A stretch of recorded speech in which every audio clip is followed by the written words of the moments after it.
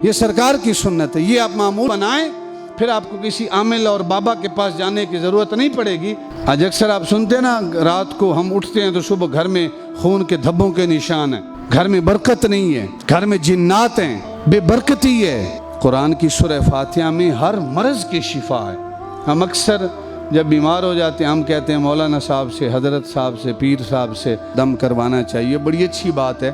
دم کروانا چاہیے، اللہ کے نیک بندوں سے دم کروانا چاہیے،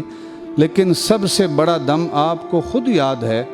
آپ ہر روز نماز پڑھتے ہیں، سورہ فاتحہ تو تقریباً ہر کسی کو یاد ہے۔ الحمدللہ رب العالمین الرحمن الرحیم مالک یوم الدین ایاک نعبد و ایاک نستعین اہدنا الصراط المستقیم صراط الذین انعمت علیہم غیر المغضوب علیہم ولا الضالین آمین۔ بس اتنی سورہ فاتحہ ہے، یہ تو تقریباً ہر کسی کو یاد ہے۔ تو بجائے اس کے کہ آپ تلاش کرتے پھریں بڑے بڑے اولیاء کو، بڑے بڑے مشائخ کو، پیروں کو، علماء کو، ائمہ مساجد کو، آپ کو سورہ فاتحہ یاد ہے، اپنے گھر میں بیٹھ کے باوضو ہو کے نماز پڑھ کے، گھر میں اگر کوئی بیمار ہے، آج کل بالخصوص بھینسیں جو ہیں وہ بیمار ہیں، ان کو ایک خاص قسم کی بیماری ہے، تو کوشش کریں گھر میں نماز پڑھ کے سورہ فاتحہ اول آخر 3 مرتبہ درود شریف پڑھ کے 3 مرتبہ سورہ فاتحہ پڑھیں، اور اپنے بھینسوں کو بھی دم کریں، گھر میں چوپایوں کو دم کریں، اگر گھر میں بیٹے بیمار ہیں، بچے بیمار ہیں، ان کو دم کریں، انشاءاللہ اللہ تعالیٰ شفا عطا فرمائے گا۔ اللہ کے رسول نے ارشاد فرمایا کہ فی فاتحۃ الکتاب شفاء من کل داء، یہ بھی نہیں ہے کہ فلاں مرض کی شفا سورہ فاتحہ میں ہے، فلاں کی نہیں ہے، نہیں، فرمایا کہ قرآن کی سورہ فاتحہ میں ہر مرض کی شفا ہے۔ اب جو بھی مرض ہے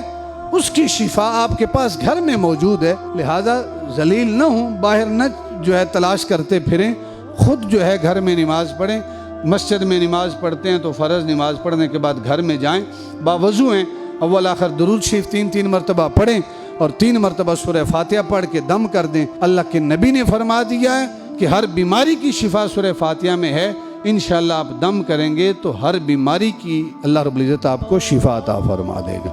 اللہ کے محبوب نے ارشاد فرمایا، سیدنا ابو ہریرہ رضی اللہ تعالیٰ عنہ راوی ہیں، لا تجعلوا بیوتکم مقابر، اللہ کے محبوب نے ارشاد فرمایا کہ گھروں کو قبریں مت بناؤ، گھروں کو قبرستان مت بناؤ۔ فرمایا شیطان اس گھر سے بھاگ جاتا ہے، شیطان اس گھر سے بھاگ جاتا ہے جس گھر میں سورہ بقرہ کی تلاوت کی جائے، شیطان اس گھر میں ٹھہرتا نہیں ہے، اس گھر سے بھاگ جاتا ہے۔ آج اکثر آپ سنتے ہیں نا، رات کو ہم اٹھتے ہیں تو صبح گھر میں خون کے دھبوں کے نشان ہیں، گھر میں برکت نہیں ہے، گھر میں جنات ہیں، بے برکتی ہے۔ تو اس کی وجہ کیا ہے کہ ہم اکثر نماز سے دور رہتے ہیں، اکثر جو ہے اگر حالت جنابت میں ہیں تو جلد از جلد غسل نہیں کرتے، یا بے وضو ہو جاتے ہیں تو زیادہ دیر بے وضو رہتے ہیں، قرآن سے تعلق نہیں ہے، نماز سے تعلق نہیں ہے، اس وجہ سے گھروں میں بے برکتی ہے۔ اب معمول بنائیں نماز کا، گھر میں قرآن کی تلاوت کا معمول بنائیں، بالخصوص سورہ فاتحہ، سورہ بقرہ اور بالخصوص آیت الکرسی، اور اس سے ہٹ کر رات کو سوتے ہوئے آیت الکرسی پڑھ کے اور معوذتین پڑھ کے، یعنی قرآن کی جو آخری 2 صورتیں ہیں، قل اعوذ برب الفلق، قل اعوذ برب الناس، یہ چھوٹی چھوٹی صورتیں ہیں،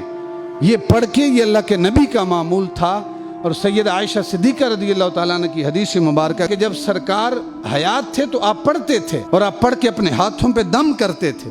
دم کر کے اپنے سارے جسم پہ پھیرتے تھے، اور جب اللہ کے محبوب بیمار ہو گئے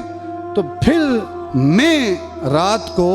جب اللہ کے محبوب سونے لگتے، میں کیا کرتی تھی، میں سورہ فلق اور سورہ ناس پڑھ کے اللہ کے محبوب کے ہاتھوں پہ دم کرتی تھی، اس لیے کہ میرے ہاتھوں سے زیادہ برکت والے ہاتھ اللہ کے محبوب کے تھے،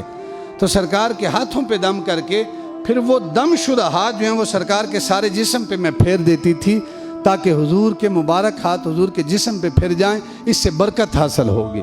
تو یہ تو اللہ کے نبی کی سنت ہے، سورہ فلق اور سورہ ناس پڑھ کے اپنے جسم پہ پھیرنا، اپنے جسم کو دم کرنا، اور اپنے جتنے بھی چھوٹے بچے ہیں گھر کے اندر، بڑے ہیں، ان کو دم کرنا، یہ سرکار کی سنت ہے، یہ آپ معمول بنائیں،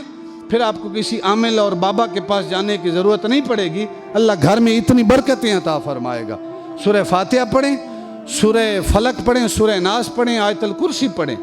اور یہ پڑھ کے اول آخر درود شریف اپنے گھر میں چاروں کونوں پر جو ہے وہ دم کر لیں، جو ہے وہ پھونک دیں، اپنی دکان ہے اس کے اوپر پھونک دیں، اپنے جو بھینسیں ہیں چوپائے ہیں ان کے اوپر دم کر دیں، اپنے رشتہ داروں کے گھر جو ہیں ان کے اوپر دم کر دیں، انشاءاللہ گھر کے اندر کبھی بے برکتی نہیں آئے گی۔ بے برکتی کس لیے آتی ہے کہ ہم ان چیزوں سے دور ہیں۔ جنبی ہوتے ہیں، حالت جنابت میں جاتے ہیں تو غسل ہی نہیں کرتے، نماز سے سروکار نہیں ہے، بیٹھے رہتے ہیں، بس صرف گپوں میں مشغول رہتے ہیں۔ کوئی کہہ دے نماز کا تو کہتے ہیں کہ ہم تو بڑے مصروف ہیں، ہمارے پاس ٹائم نہیں ہے، یا زیادہ سے زیادہ یہ کہہ دیتے ہیں کہ ہمارے کپڑے صاف نہیں ہیں۔ جب کپڑے ہی ہر وقت ناپاک ہیں، حالت جنابت میں ہیں، تو پھر جو جنات بھی آئیں گے، عملیات بھی آپ کے اوپر ہوں گی، اور اگر ان چیزوں سے دور رہیں گے، باوضو رہیں گے، تو انشاءاللہ اللہ رب العزت ان چیزوں سے آپ کو محفوظ رکھے گا۔